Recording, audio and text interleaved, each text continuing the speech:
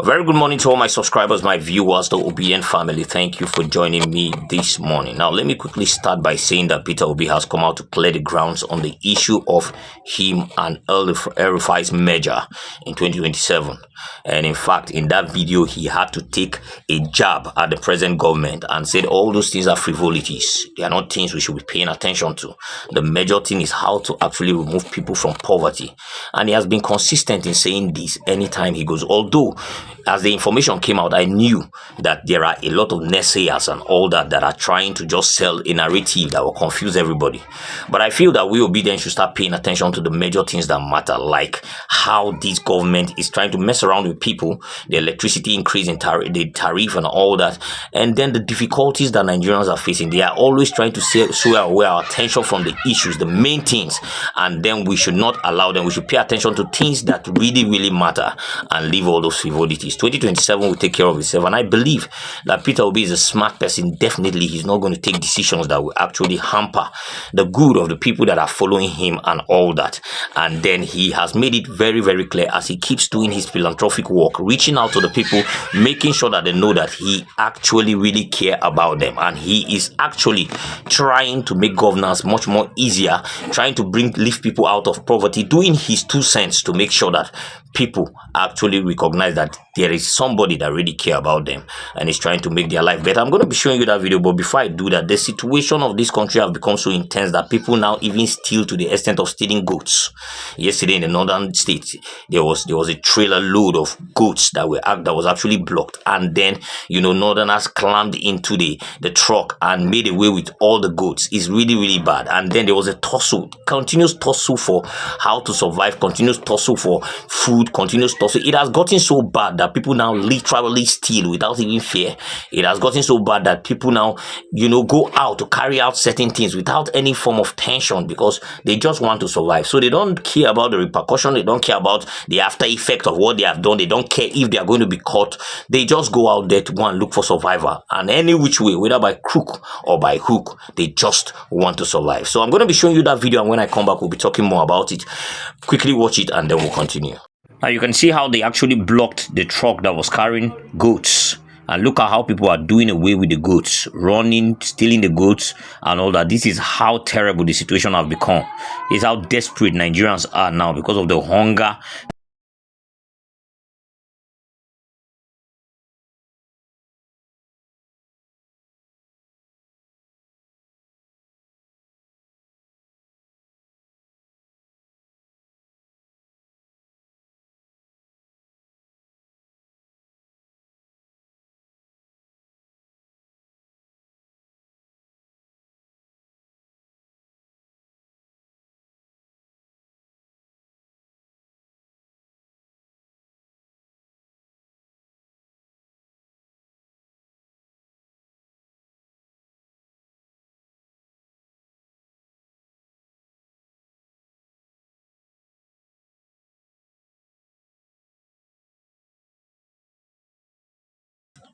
Now you've seen it, right? As much as I condemn looting of any kind, I'm not in support of you actually going to go and, stop all those trucks on the road and try to loot from them and all that. We also need to understand that people are passing through hell. Yes, it is no justification for that act. You should be able to find the legit means to actually make yourself, okay and all that. But the situation of the country is getting more intense. The more they keep telling us that there's going to be renewed hope, the more they keep telling us that there's a light at the end of the tunnel, we find out that there is no light nowhere. The difficulties are getting more intense. People are scratching to survive. And everybody was feeling that, when the Naira start gaining value and then there's a drop in the dollar and all that, there will be, things will go down. But the more this happens, the more the cost of goods are escalating. And the reason why is because we don't have people that manage these stuffs. Anybody can pop up every time and put a price tag on his goods and nobody will say anything. Everybody will just allow it to flow. And then secondly, is because they are actually trying as much as possible to press the dollar. They are using money and everything to hold it down. And that is why you see some growth in the Naira and all that. And when this thing fails, what now happen? Anyway, it's not the major thing. The major thing is we need to find a way to make Nigerians fit. Now, both at the local government level, both at the federal level, both at the state level, because I am not here condemning only Tinubu and his team and his government. I'm also looking at the state governors and all that, how they have messed up these states, how they have their selfish ambitions is what they put in front to the detriment of the survival of the people. And you can't keep doing that, because at the end of the day, the people are supposed to be the reason for your governance. They are supposed to be the center of governance. And if the people are there suffering and you are in your glorified space enjoying yourself, then there is a very big problem. And that is the kind of politicians we see in Nigeria.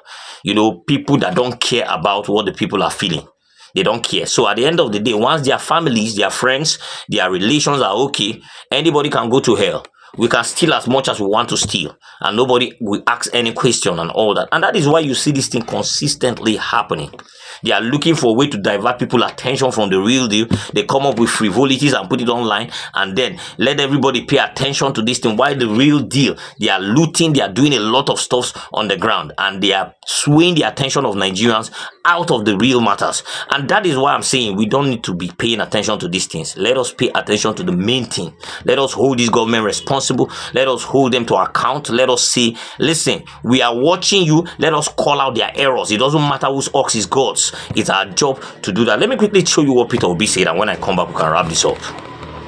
I've been going around the country trying to various communities support areas of need.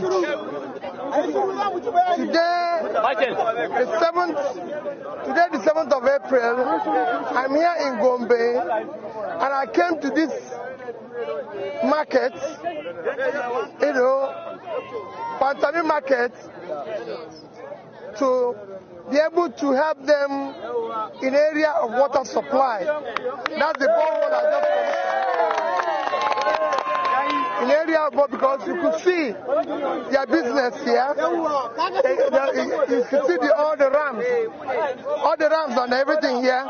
You could see them here being sold, but they don't have water. For you to have such a business, you need water. So that's what we provided. And we're also going to support some individuals that will do remotely and send them some little money to support them, about 100 of them. That will be done and everything. So that's what we are doing. And I decided to come into the market itself to price the ram, which you can see, the smallest, like this one that you're looking here, which is about 8 last year, about 40,000. Is now double the price. Salah is just by the corner. So you could see that it's going to be difficult for everybody, especially families, to celebrate. And this is what we are seeing, that things have doubled, things have tripled. It makes even the poor more difficult to live in our society. One of the issues that made Nigerians grow now is the issue of e.t.c tariffs. Over the few days now, Nigerians are also groaning under the increase. What's your reaction to that? Well, my reaction to everything that is happening here is that we should all think it through, see how we can provide remedy, how we can deal with it, especially as it concerns the poor areas. Everywhere in the world is known that those who are living in high band area pay more, while those in low areas are subsidized. That's the way it works. Thank you. So report have it that you are contemplating leaving the Labour Party for another party because of the crisis that are there. No, there's no such thing. I'm for peace. Yes, but I like peace. But let me bother you down. I believe that we are one. We are one people.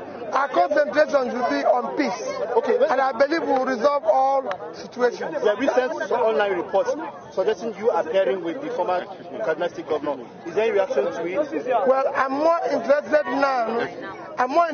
now in Nigerians feeding today than about tomorrow. We're always concentrating about that. Now you've seen it, right? This is exactly what he said. And then it is really good to see that he's not even paying attention to whatever 2027 is going to bring. The point is, he has said it times without number. He's not desperate to become the president. He's just desperate to see Nigeria work. So if there's a leader that can actually make it work, he will support the person. Clearly. So it's not about, governing. It's about reaching out to the people. It's about being people oriented. It's about having the mind for the people. And that is basically who he is and what he's doing. That is why he keeps going around to make sure that every place where he can make life better, he will go there and try to make life better. And that is basically what he's doing. So he's not paying attention to who is there and who is not there in 2027. 2027 is still a long mile away. And then a lot of people are passing through hell right now, and the major thing is how to remove them from that hell they are passing through like right now. Funny enough, all these places where he goes to sing these boreholes and everything, they have leaders. They have people in the Senate. They have state, lawmakers. They have federal lawmakers, and these guys will be there collecting, what did they call it, allocations and the rest for the states, and actually going there and being colossal failures every time.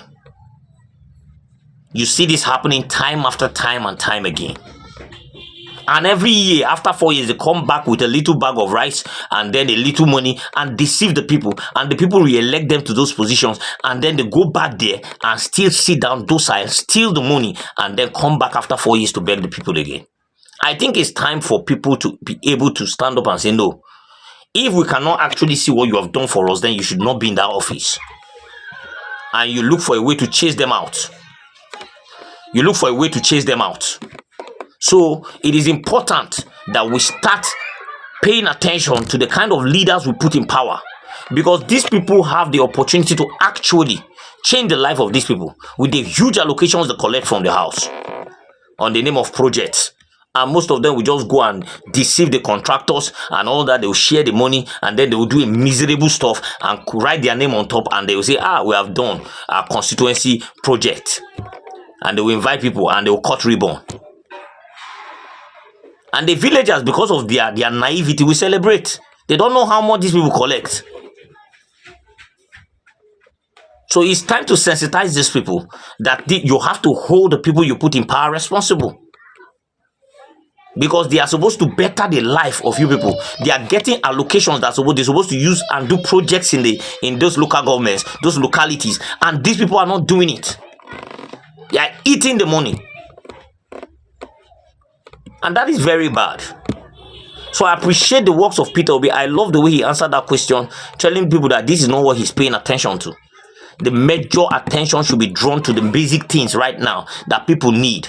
There is so much suffering in the land, and this should be the centerpiece of our discussion, and not some 2027 election. Anyway, I'm going to drop it here, guys. I would really love to hear your comments on this. Please drop your comment in the comment section below, and then subscribe to this channel if you haven't. Turn on the notification bell so that whenever I drop a video, you'll be the first to be notified. I'm obedient and I'm useful. I hope you are. Let's keep holding them responsible. Let's see how it pans out. Have a great week ahead. I'll see you next time.